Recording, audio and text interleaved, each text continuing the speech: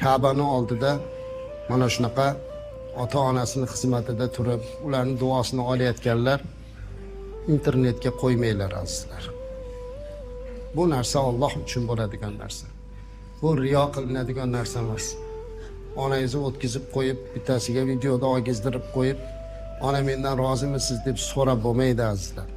Siz shunday xizmat qilingki, birov sizning xizmatingizni bilmasin u, ammo onangiz o'sha joyda turib sizni haqqingizga o'zlari yig'lab duo qilsinlar. Bolam sendan roziman deyishlik gapini olib olish juda katta baxt azizlar. Lekin buni videoga qo'ysak, kimdir onasini xizmatini qilishlikka nochor bo'lib turgan, onam bilan birga boramanmikin degan ko'p yigitlarni qalbiga ozor berib qo'yamiz. Shuning uchun iloji boricha bunaqa narsalarni Alloh uchun qilish kerak.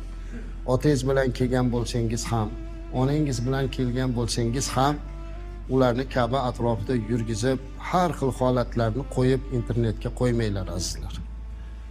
O'zi umuman ko'p gapiryapmiz. Ka'ba atrofida ko'p suratlarga tushish, videolarga olish, boshqa narsalar bilan mashg'ul bo'lishlik bilan ovora bo'lmaslik kerak. Duo qabul bo'ladigan nuqtalardan o'tib ketib qolishga sabab bo'ladi. Chunki ko'ryapmizda gaplashib ham yuribdi. Internetni yoqib olib, telefonida uydagilar bilan gaplashib, mana Ka'badamiz, umiz, bumiz, mana Safodamiz, bu qilyapmiz, u qilyapmiz deb o'shalar bilan gaplashib yuribdi. Shayton rosa xursand bo'ladi-da bundan aslida.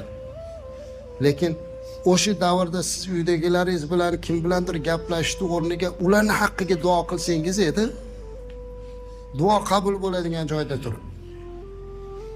Chunki mo'min bandani boshqa birodariga g'oyibda qilgan duosi mustajabda. Hojini duosi mustajab, musofirni duosi mustajab. Siz shu yerda turib o'sha do'stingizni, birodaringizni haqqiga duo qiling. Alloh uchun duo qiling. Lekin buni ertaga videoga qo'yish uchun emas. Ana shuning uchun bugun neki baxtli odamlar sizlarki, bugun ota-onasi bilan kelganlar bo'lsa, endi ota-onasi bilan kela olmaganlar qalbida bir alam bo'ladi.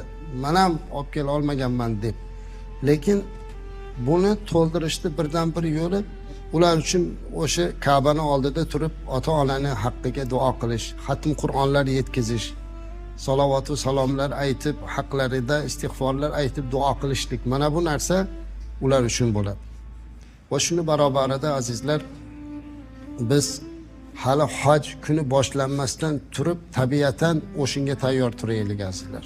Hojilik maqomida qolishlikni Allohdan so'raylik.